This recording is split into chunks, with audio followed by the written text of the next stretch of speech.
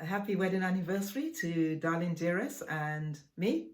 Today, 16th November 2020. It's been an amazing journey, a journey of God's faithfulness, a journey of God's grace, a journey of peace, happiness, laughter. Yes, we've had some tests, but we've had more testimonies than tests. And I can't think of a better person than my husband to have spent the past 20 years of my life with. He literally turned my life around, turned my career around, turned my joy around, turned my peace around when I met him in 2000. And how did I meet darling dearest? Well, in 2000, I was updating or upgrading my Microsoft certification examinations. And I was on a website, MCSE at learnquick.com. And Didi responded to a question on the website, and I contacted him and we started talking.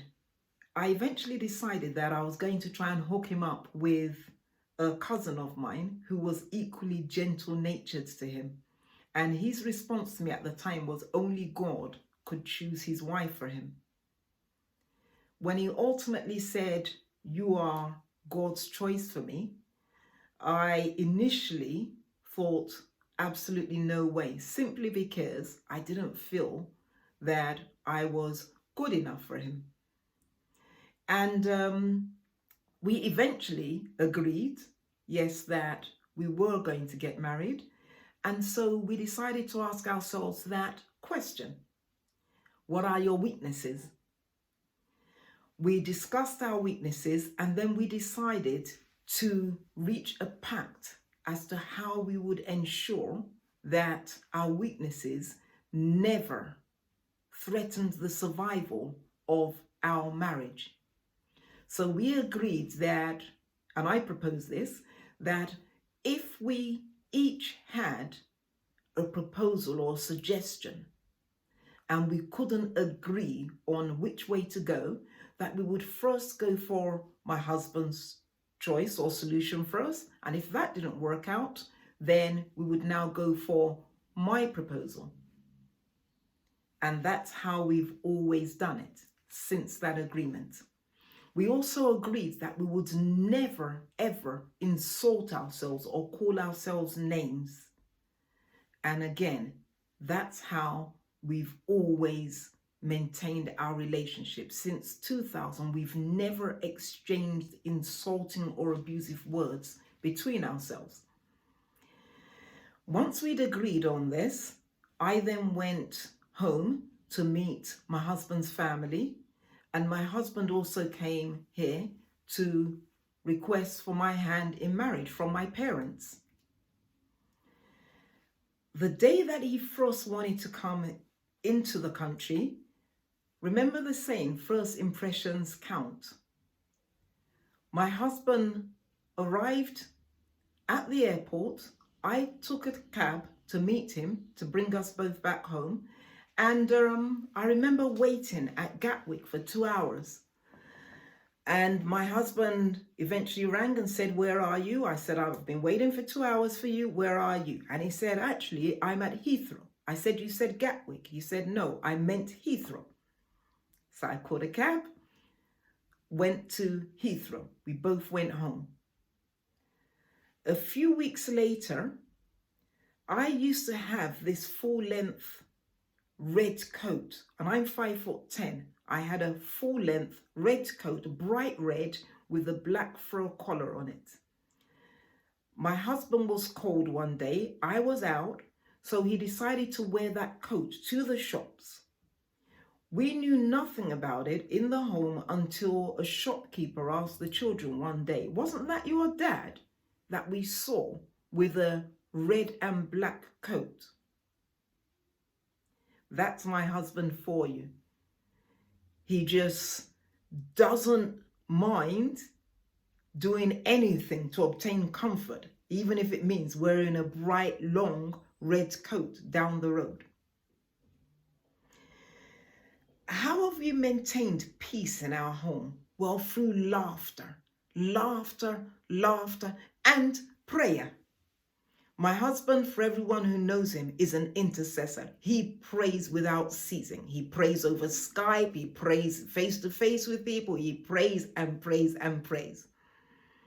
And I believe in the power of prayer, but I'm not as prayerful as him. I mean, there's absolutely no question about that. He's a delightful man. He dances. Everyone who knows him again knows that he dances. He's a joyful human being. Is he the man of the house? Absolutely. When we moved to our first house with a garden, my husband said, the man of the house has to cut the lawn, has to mow the lawn. So I don't want anyone touching this garden. I will do it. Well, we waited, the family waited and waited and waited until the grass grew to my neck.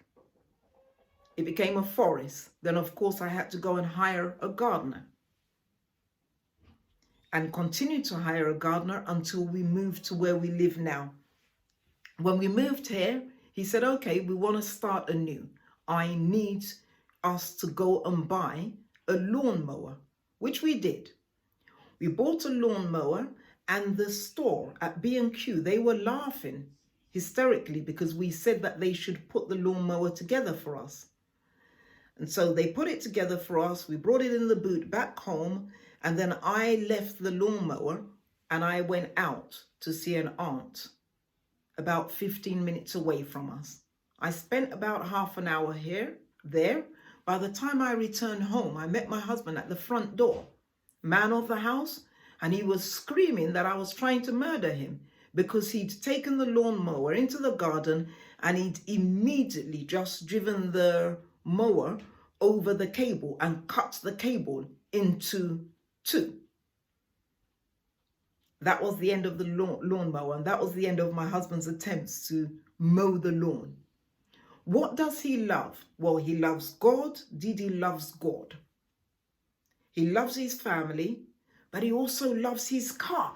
He loves his car like no man's business. I remember when he first bought this car, and it has a tracker on it. So he kept sending me messages from his office. Are you driving the car? I mean, I just received a text that the car has been started, that the engine has been started. So one day I took our youngest son to my mum's house. And when we left there, I said to my son, okay, ring dad and say, no. I said to my son, I actually received a message from my husband again. Have you just moved the car? So I said to my son, just text him back and say, no, we can't find the car. The car's missing. It's gone from where we parked it. So my son sent him a message. And then as we drove off, I could, my husband was clicking the remote control from the house, trying to unlock the doors to let the car thief, in quotes, know that the car was being tracked. So I drove a different way home that day, and my husband kept ringing. So when he spoke to my son, I said to my son, tell him that we can't find the car, don't know what's happened. We eventually arrived home, and my husband was in the hallway in his boxers and his vest, screaming hysterically at me. What's wrong with you? Do you want to kill me? I thought they'd stolen the car. I'd rang the police. I was hysterical. We just bought a new car. How could you have let them steal it? And I asked him, I said, do you actually love your car more than me? And till today, I haven't received a response to that. But guess what? I love my husband more than life itself, because if not for him, I wouldn't be the confident young woman that I am today. I wouldn't be in my career, definitely not, because I had no ambition to progress higher than a certain level. I wouldn't have been as joyful as I am today. I wouldn't have been as compassionate as I am today, simply because all I cared about when I was growing up was myself. I was a very inward person. I wasn't a warm person. I just wanted to stay indoors, not reach out to anyone and not have anyone to reach out to me. My husband has made me a better version of myself. He's made me the best version of myself, and he is the best version of himself. He's a loving man. He's a compassionate man. He's a man of integrity. He's a man of great faith. He's a peaceful man. He's a kind father. He's a loving father. And I'm not saying all of this so that I can get a good anniversary present, although, I'm sure that will come. But I'm just saying that because I'm so grateful to God for having created my husband.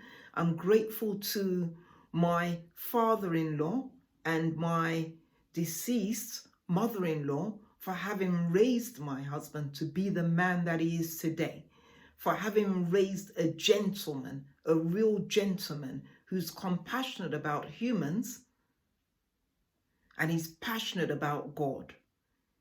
He's compassionate about humanity and he's passionate about God. And that's the exact man of my dreams whom God happened to have brought my way. I'm grateful for the past 20 years and I'm looking forward to a lifetime of happiness and bliss and peace with my sweet, sexy, gorgeous, beautiful soul of a husband. Happy wedding anniversary, darling dearest, sweetheart Adebayo. I love you so much.